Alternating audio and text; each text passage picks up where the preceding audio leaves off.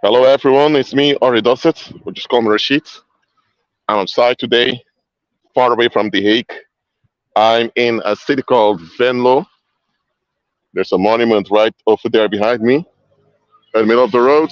There's the railway station you see over there. Let me show it to you. Rail station Venlo, as you can see, written on it, with the tower.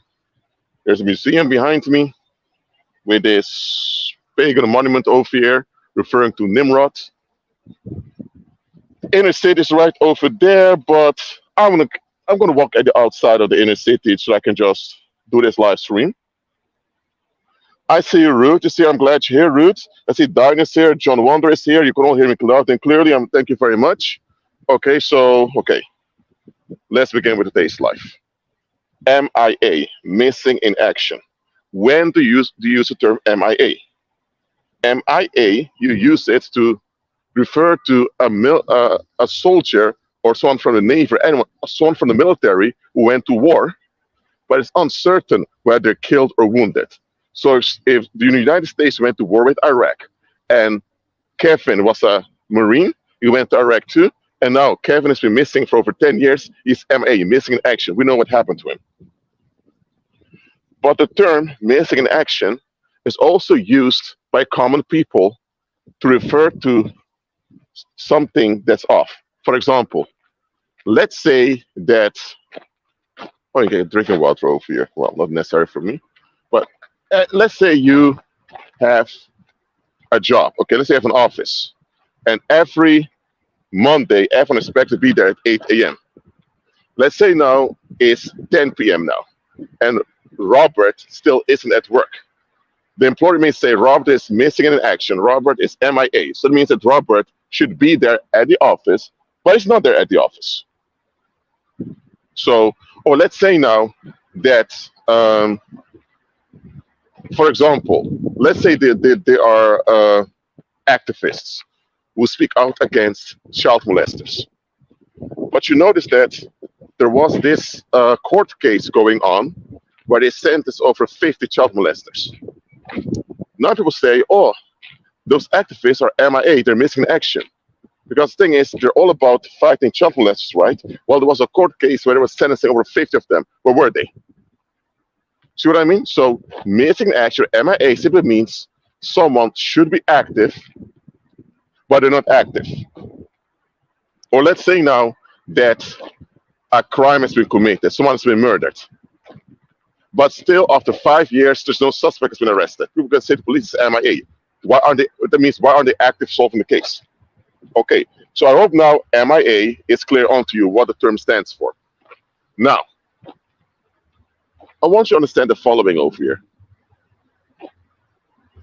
A lot of warning symptoms in daily life we don't even notice because we're used to the inconsistency.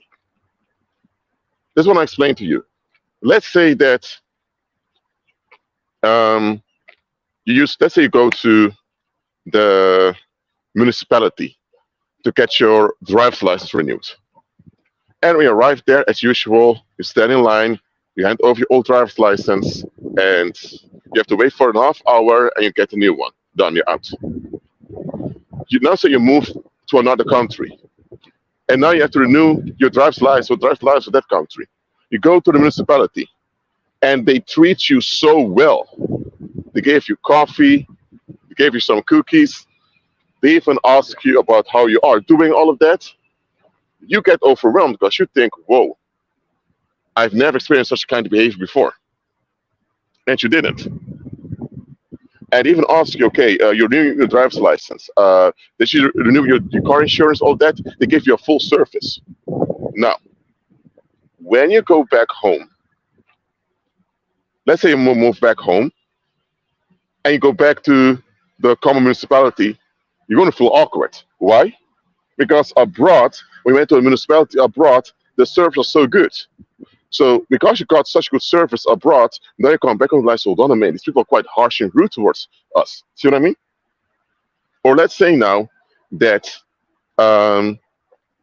someone is, let's say someone is mentally unstable, okay?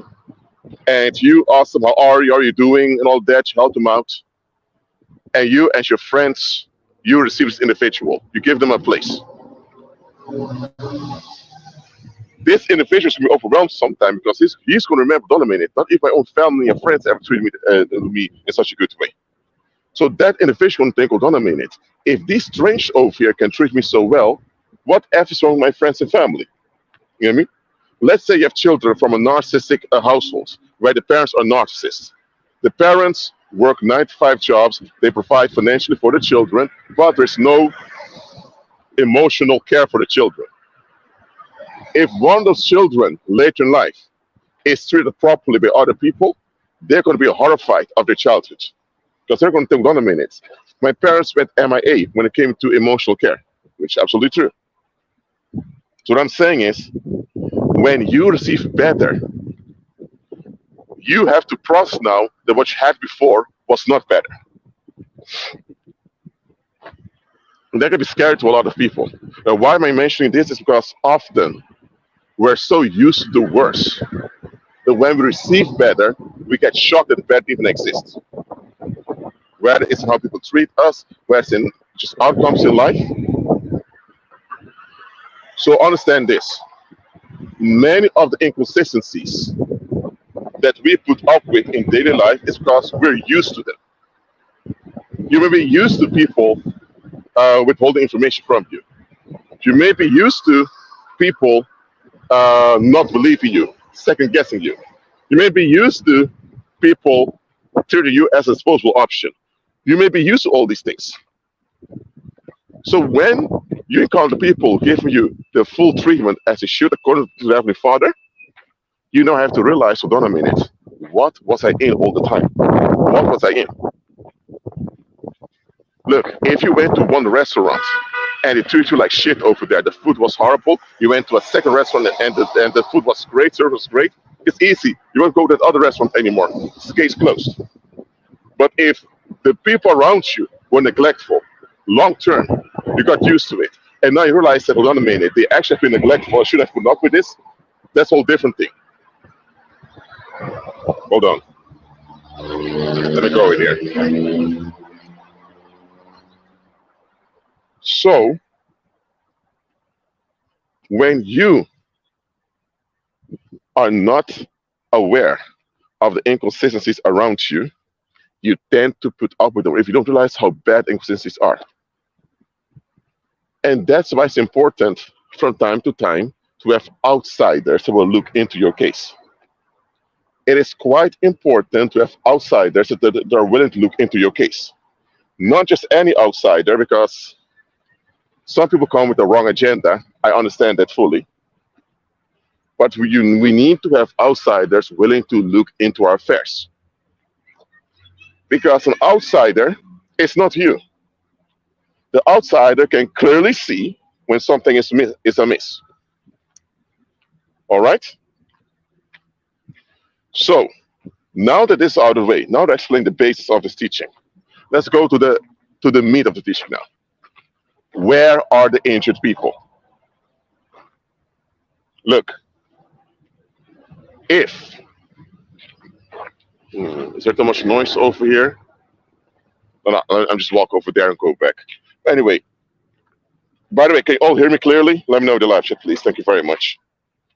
But anyway, if it rained, if it was raining last night, the next morning you wake up, you see there are puddles of water everywhere. The roads are wet. The houses are wet. Of course, it rained. So of course you're going to see everything wet around you. All right? Now, let's go to another question. Let's say there was a public shooting that happened. Someone was shot and killed publicly.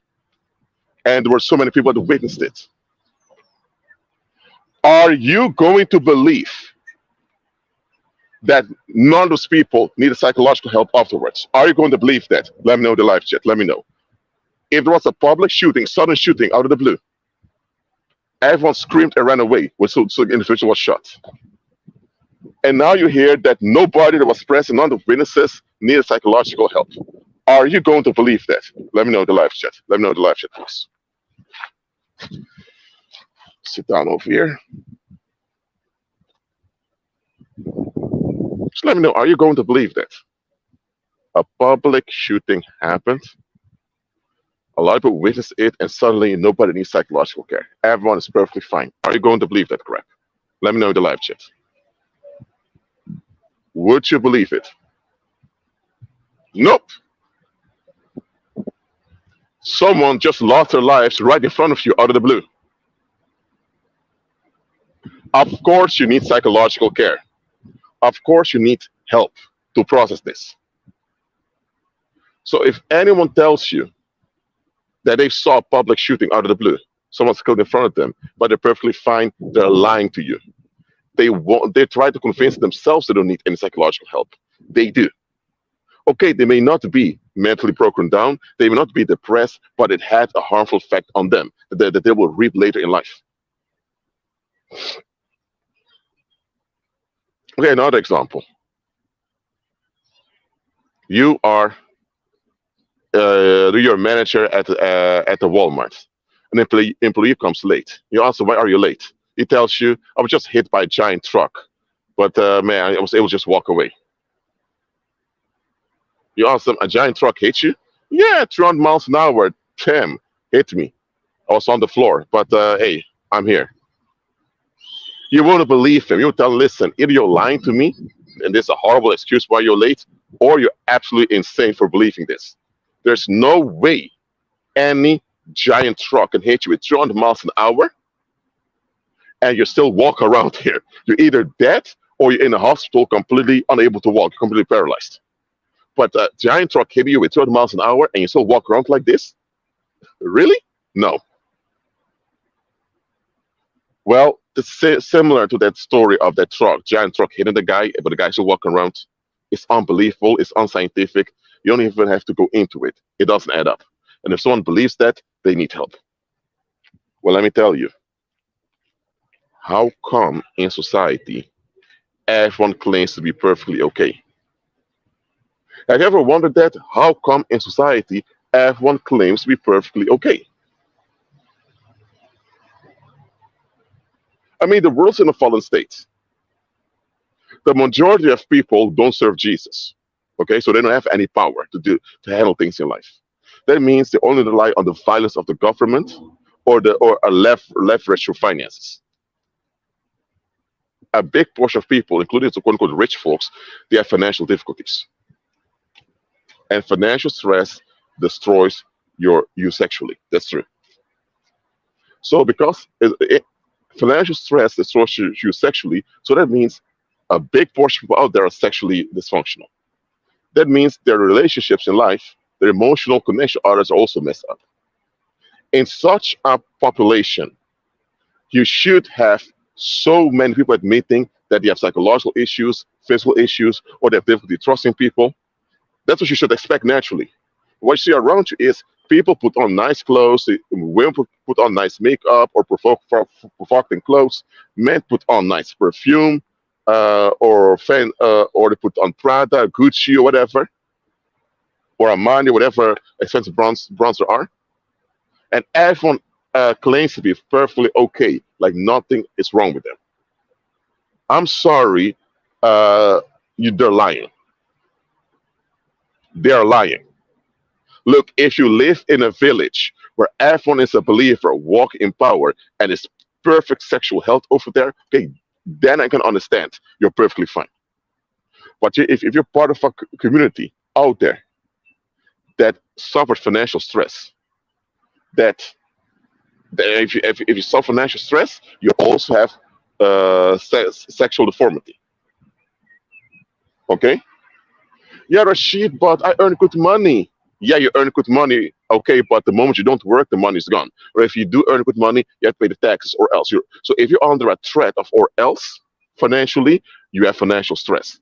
It may not be open financial stress that you're actually worrying and stressing, but it's dormant financial stress, so it still harms you sexually. So you have big portion of people under financial stress, so they're sexually messed up, and they are in sexual relationships with other people. They even have children, and we all have to believe it's all fine. No, it's not.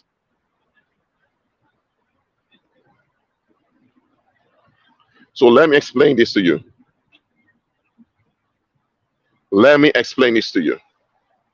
Society operates by everyone denying what happened to them. This is how society works.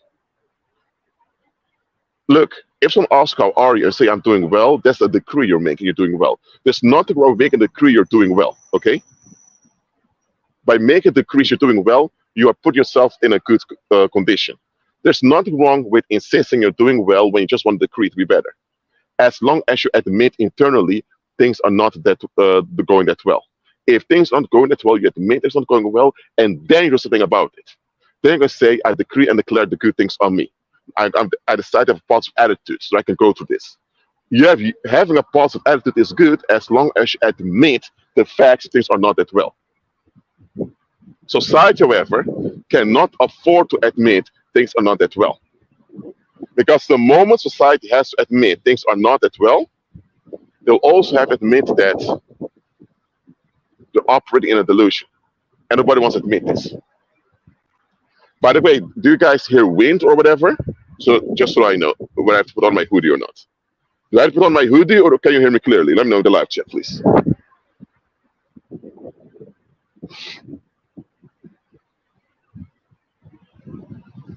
Mhm.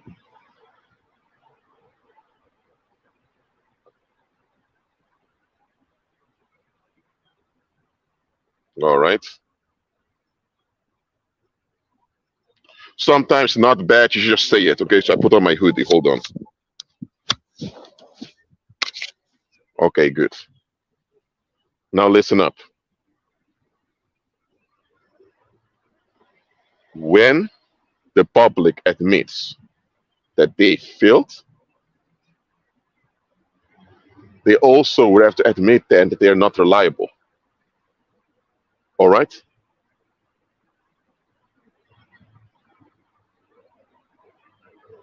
If they admit they're not reliable, that means they're not worthy to have authority over you.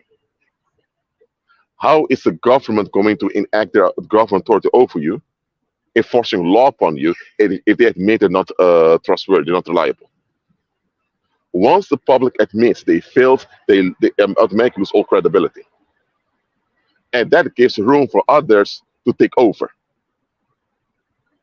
Now, if a community admits, listen, we don't have it all together, we really need help from outside, okay, then it's different. But if the community does want to admit that they don't have it together, they want to admit that um, they're lacking, that's when the problem begins. That's when the problem begins.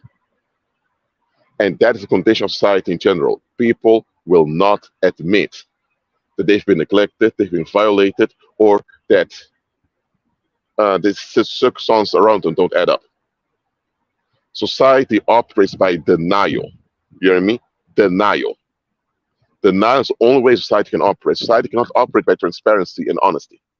Transparency and honesty are two things society cannot handle. Because if everyone was transparent, if everyone would give up this privacy hoax and everyone would be open and clear about how dysfunctional they are, how dysfunctional the environment is, then everyone realizes very quickly we need Christ. We need the guidance of Heavenly Father. We can't do this on our own as a species. And that means give up escapism. And world is all about escaping all the time. So if admitting things are not well implies you can't escape anymore, that means they will deny that things are not well. They will act like everything is better than it really is. So they won't admit when things are off. That's why. So they can't be transparent. They also can't be honest. You can only be honest if you're transparent. Honesty without transparency does not exist. There is no honesty without transparency. As simple as that. There is none. So if society cannot afford to be transparent, you need to have secrets everywhere.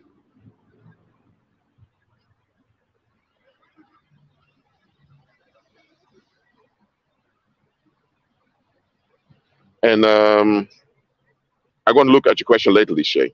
Just make sure that it relates to the topic. Okay. If if they can't be honest, that means that every interaction you have with a member of society is going to be deceitful to some extent. Are there people out there that will be transparent and honest towards you? Yes, they are. Of course, they exist. Of course, they exist. However, they will be transparent and honest with you only when they are sure it won't backfire on them. Because one thing about society, when you're transparent and real about things, people tend to retaliate against you. Now, don't get me wrong. Being truthful and honest does not mean you don't consider other people's feelings. If a situation is a bad situation, you don't have to just say, oh, it's a bad situation, it's an F situation, without caring how it affects other people. You should be wise how you say things, absolutely. Or let's say that you notice that people are scapegoating someone. You're not going to tell, oh, nobody likes you, Ophir, and without caring how it affects it. No. You're going to tell, you know what, these people, Ophir, I don't think they're good for you, whatever. So just because you know what goes on, just because you know what goes on, or you know, it doesn't mean you have to say it without any filter. All right?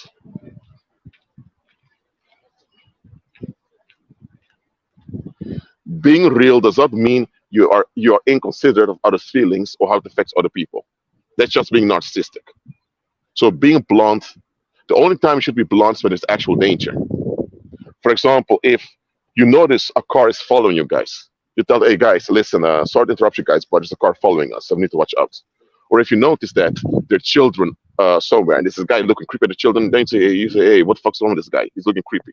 There are times you have to be blunt. You're only blunt when there's actual imminent danger. Only when there's actual imminent danger should be blunt.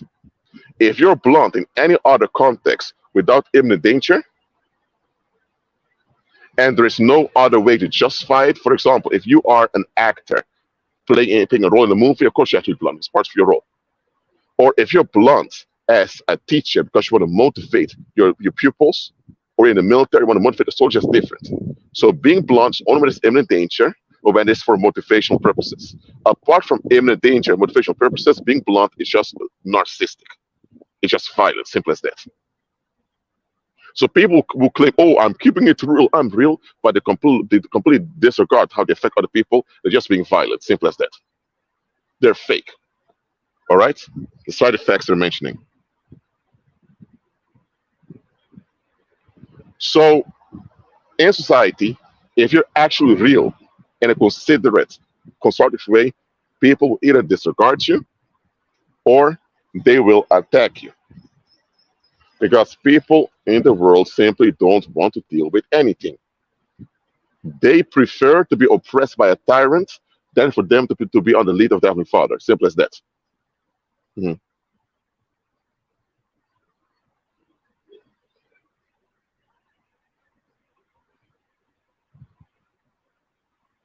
I don't understand your question, Lisha, about aging people and all of that. But let me see.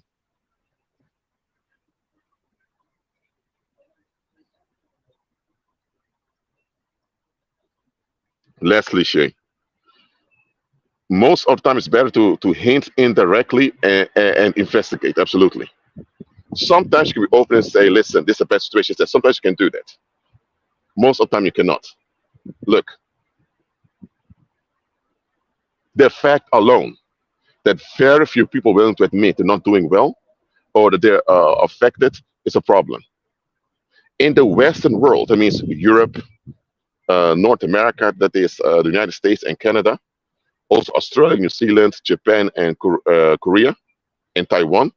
In the Western world, there is this taboo of admitting you are afraid. Have you noticed that? If someone ever tells you they're afraid, they look down upon saying, afraid of what?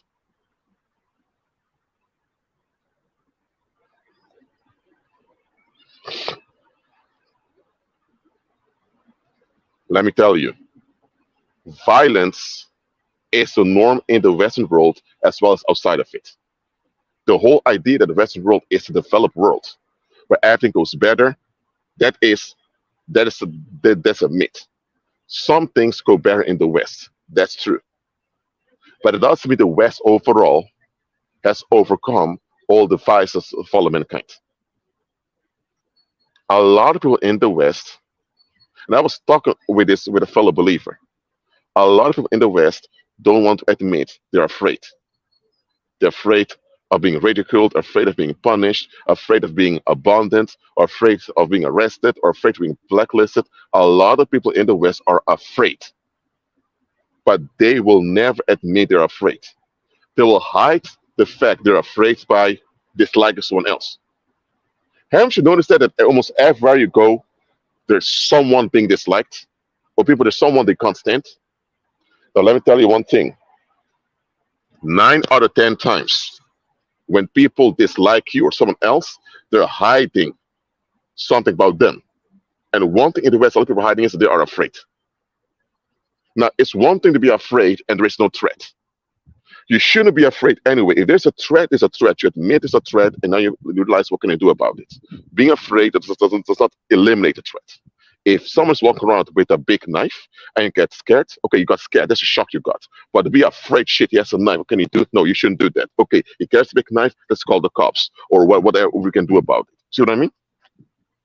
So being afraid, well, being in a state of fear never solves anything. So you shouldn't be in a state of fear. But hold on. If you're afraid because there's a danger around you that nobody wants to admit, even though you shouldn't be afraid because it's not constructive, I can understand why you are afraid. If you have parents who are ready to hit you and smack you all the time, and the community around you does not put a check on your parents, I understand why you're afraid. Because you think, hold on a minute. I was a little kid growing up. I couldn't defend myself, and this grown man just unleashes anger on me, and the people around don't put him in check. And when I complained, people say that I need to stop being rude. I need to be more polite. People began to gaslight me. When you were a child, you couldn't understand, but now you're an adult. You're away from your parents. You're like, oh my goodness, I was being abused, and people around just allow it to happen. Okay, if they were willing to let a child go through this, what are they willing to let me go through as an adult? So now you're a bit afraid of people around you. You know, you shouldn't be afraid because that's the benefit. You right? I can understand why you are afraid. Some people are afraid and there's no actual threat around. They're just paranoid.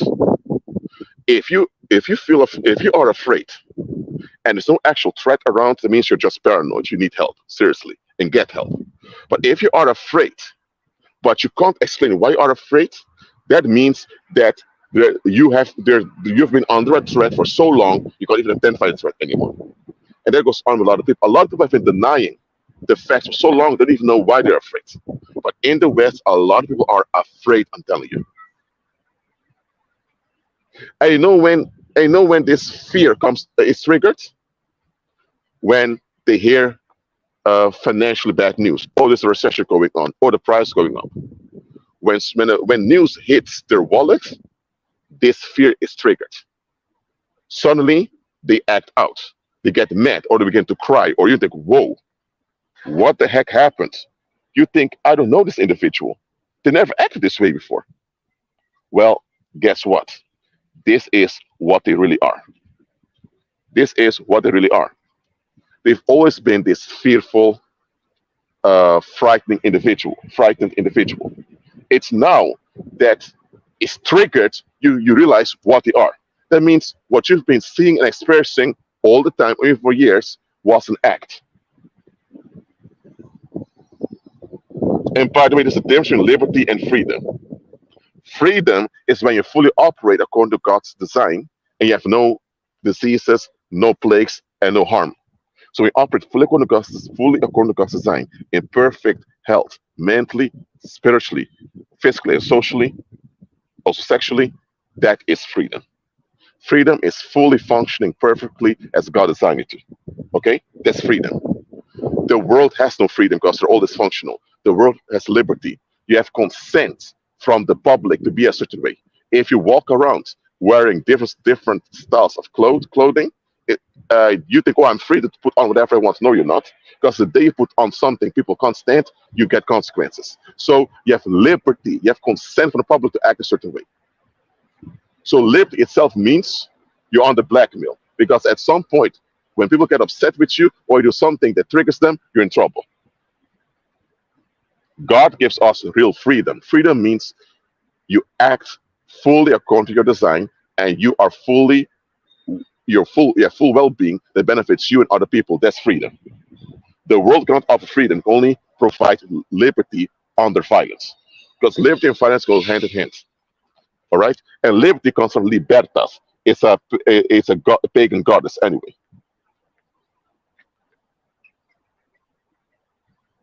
Cliche, true. A lot of people are afraid. Indeed, ask any psychologist what fear does to your mind. Ask any medical doctor what fear does to your body.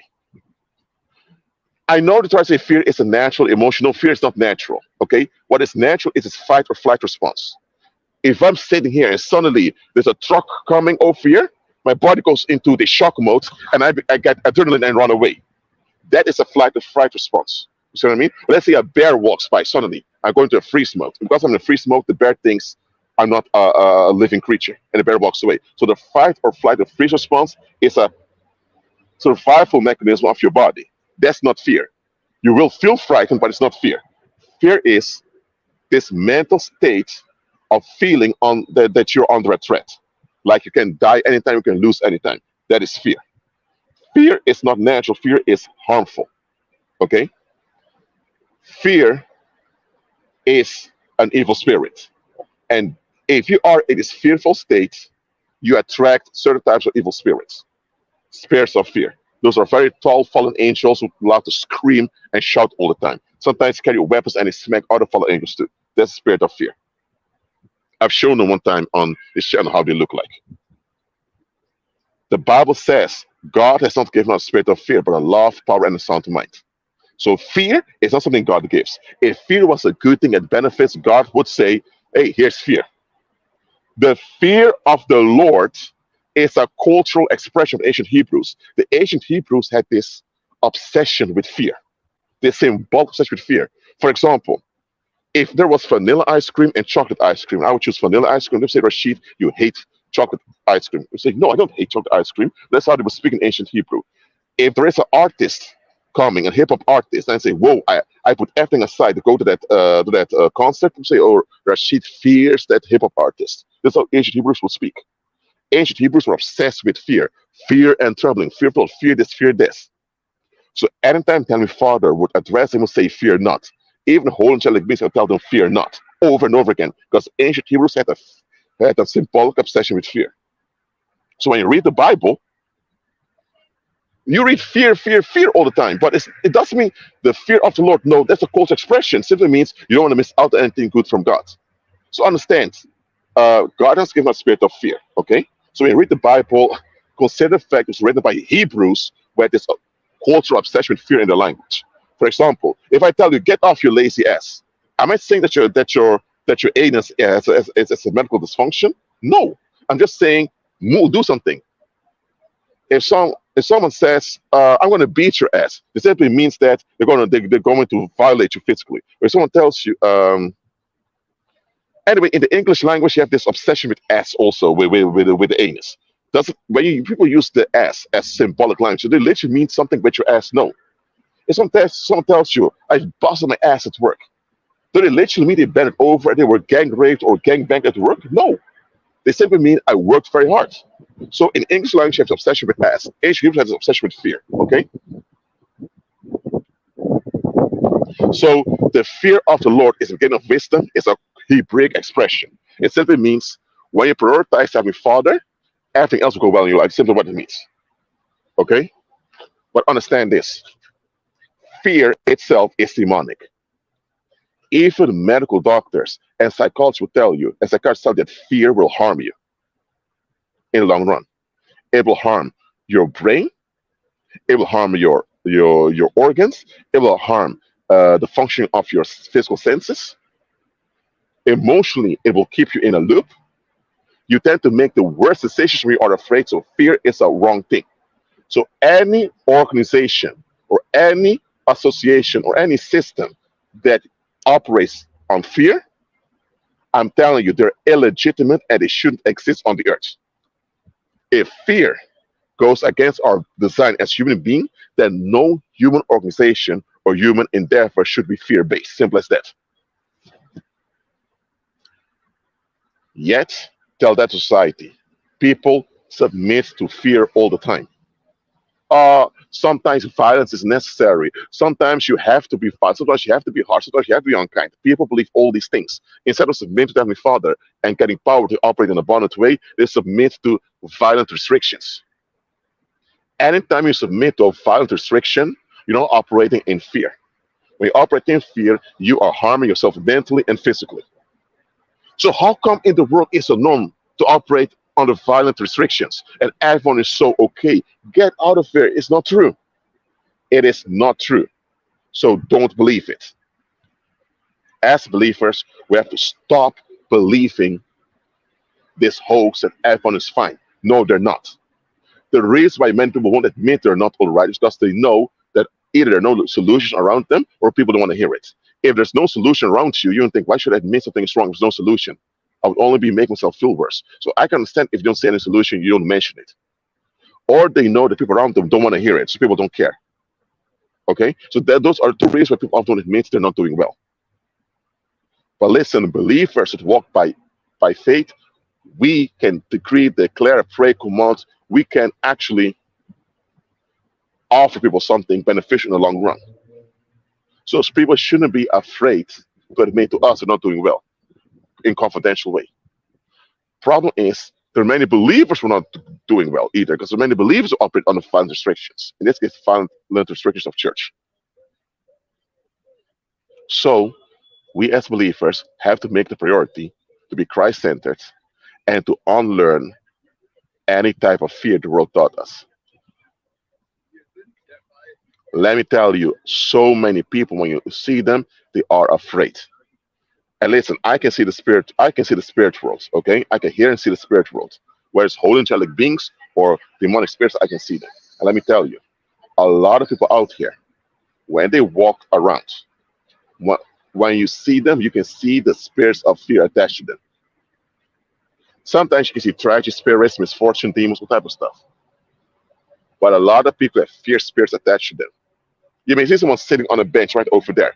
When you see this very tall, dark figure all over his body, there's a spirit of fear right over there. Now, if your spiritual eye is not open, you will not see the evil spirit. You just see the individual sitting there. When you come near them, you feel this weird tension. That weird tension is the presence of the demonic entity that's attached to them. That tension feels also their own energy field being polluted. So when you walk by someone, you feel this weird toxic tension. It means the energy field is polluted, and the likelihood is a demonic presence over there too. Those can see the spiritual can see, oh crap, look at that ugly demon looking at me. Get out the precious mighty name. See what I mean? Anyone who submits to violent restrictions, they automatically become unreliable and untrustworthy. Because you cannot be reliable and trustworthy. Hold on, let me walk a little bit more that way. Hold on. Anyone who submits to violent restrictions cannot be fully healthy. Because the moment you submit to violent restrictions, you operate in fear, your health mentally, physically, and spiritually declines. In a declining state, you cannot operate in an optimal way. If you cannot operate in an optimal way, you are not reliable. Simple as that. You're not. I mean, I'm not saying you have bad intention. I'm not saying you're evil or you're not. It's none of that. I'm not saying you're evil and you intend to do wrong. But if you can't operate at your best, you can't be reliable. Simple as that. Mhm.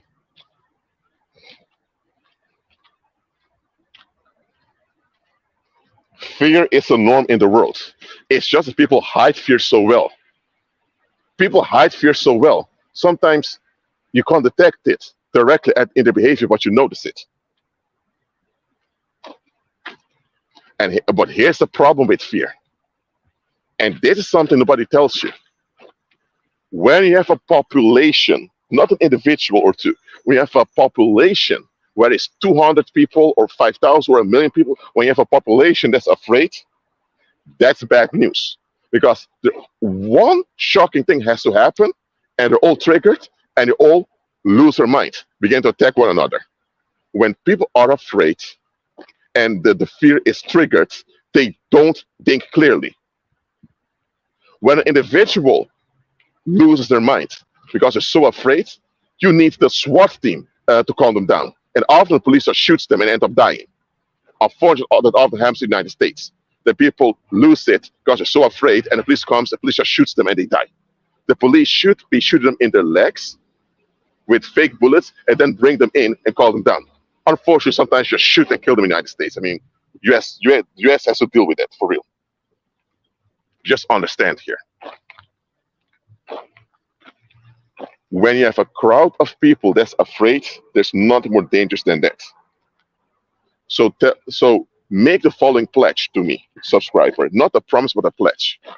That if you notice a crowd is afraid, you leave that place immediately. Make that pledge right now in the live chat.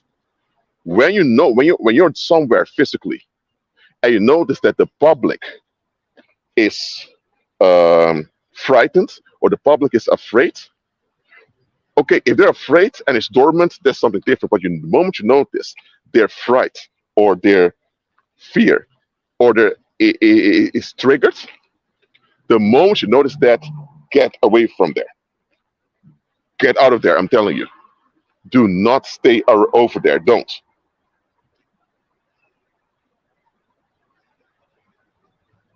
Okay, I still want you guys to make the pledge onto me right now that you will leave any crowd that's whose fear is triggered. People can be afraid and it's dormant, but the moment the fear is triggered, my goodness, at any time it can turn into a massacre. People will walk over another. For example, it happened at a Travis Scott concert where people there was a stamp, people began to stamp on one another to get away. People died. Last year at Halloween in South Korea, in Seoul, there was this club, I believe, where people panicked and suddenly everyone began to run away in a chaotic way, and a lot of people died.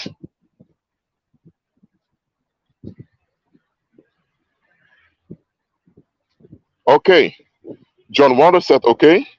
Wendy pledged it. So, okay, the reason I want you to pledge this because listen, when you watch my live streams, you learn from me, but I also want you to put into practice what you're learning here. And this is something quite serious. When the public is afraid, when their fear is triggered, get the fuck out. I don't excuse my language. Get the fuck out of there. If it's a party where you're at and you notice people are afraid, the fear is triggered, make an excuse to leave. Okay? Or if you're at work and you have to be there, stay away from the others as much as possible. Stay behind your computer or behind your desk.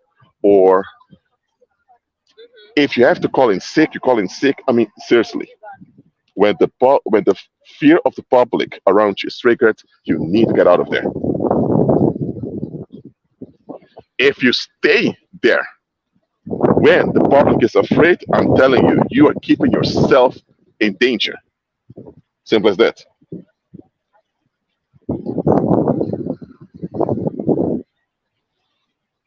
Why do you think holy angelic beings kept saying, fear not, every time they appeared?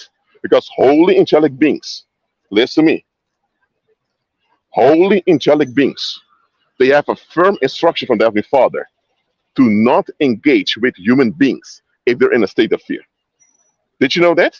Holy angelic beings are not allowed to engage with you on your behalf if you are in a state of fear. They're not allowed to. You have to say, fear not. You have to obey by fear not. It's a command from the Heavenly Father. It's a command from God, fear not. It's an order. It's an order from God, fear not. Holy angelic beings will always say, fear not, to calm down the public, because fear generates this pollution in the atmosphere. And this pollution makes it hard for holy angelic beings to operate in the earth. When holy angelic beings are activated on your behalf, you must operate in a clean frequency. If you operate in pollution, you are hindering the holy angelic beings from work on your behalf. See what I mean? Now, evil spirits They're parasites. They get activated by fear. So evil spirits, they they boom, they bloom, they expand when there's a dirty climate. But whole angelic beings will step down and step back anytime there's a fearful climate.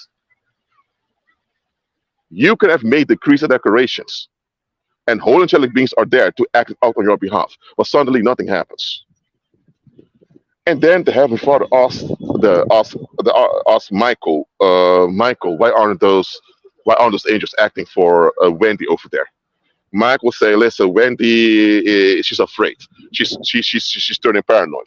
Okay, okay, I get it. That's how it goes. Whole angelic beings will not act on your behalf when you're in a state of fear. They will not even they won't even engage your situation. Simple as that.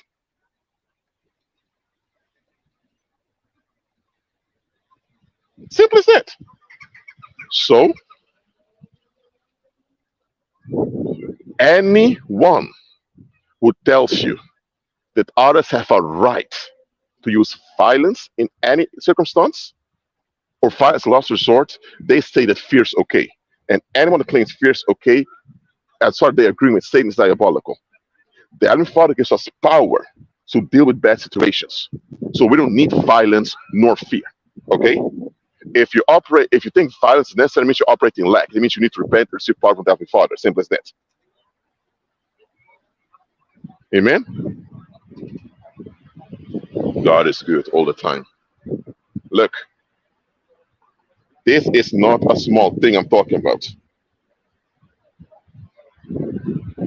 Oh yes, Liché, I told you said it. When you are in fear, you are out there completely vulnerable. Anything can just happen to you.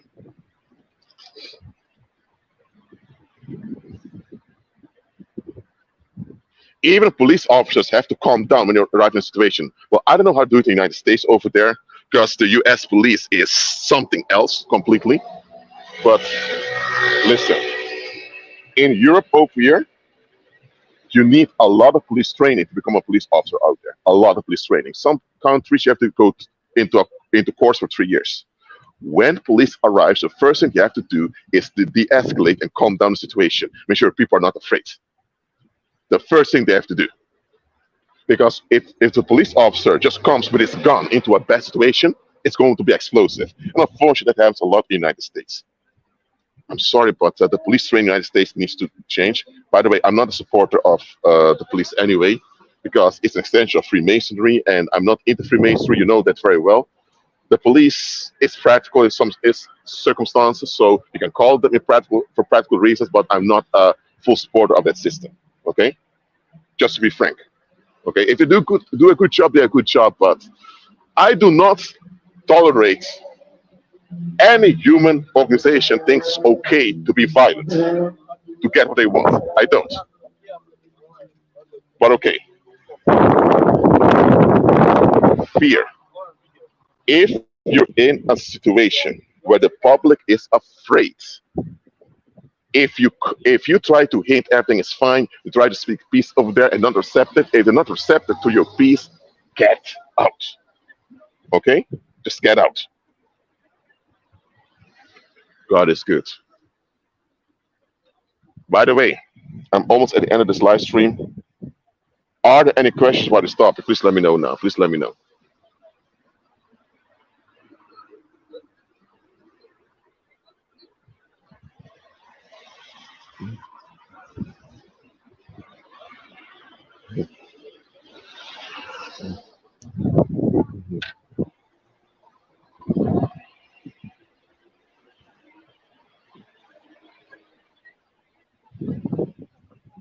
All right. Any questions? Let me know. Wait, let me put on my hoodie again against the wind. Okay. Can you all hear me now? Okay. Are there any questions? Let me know. I need to catch the train anyway, right over there.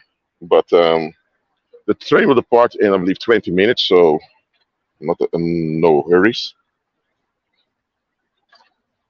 Let me see over here.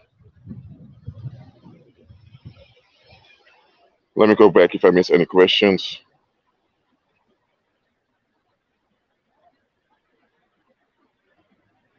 Okay, let's get the question. Let me go to it again. Do you think when you see people no aging or older people out in the open, it's a sign that they are trying to hide the abuse or aging reprobates? I used to work in hospitals. Most of the people there were 60 or older. Okay, if you mean, cliche, that if they're reprobates that are collapsing, try to hide them as much as possible, yes, they do. But if they're believers who walk in power and the youths are renewed, they try to hide them too. Okay? That happens. All right. Anyway, thank you all for being here. Keep on agreeing with Christ, be at peace, and I'll see you next live stream. I agree with Christ and fear not.